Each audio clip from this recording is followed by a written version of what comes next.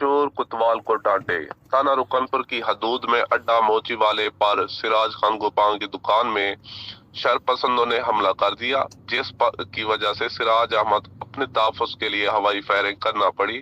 شرپسندوں نے سراج احمد کی ہوائی فائرنگ کی فوٹیج کے ذریعے تھانہ رکنپور میں FIR کروا دی۔ پولیس کو ایک رخ دکھا کر ماموں بنایا گیا۔ مزید تفصیلات جانتے ہیں۔ سراج احمد گوپانگ اڈا موچی والے میں پریس کانفرنس کر رہے ہیں۔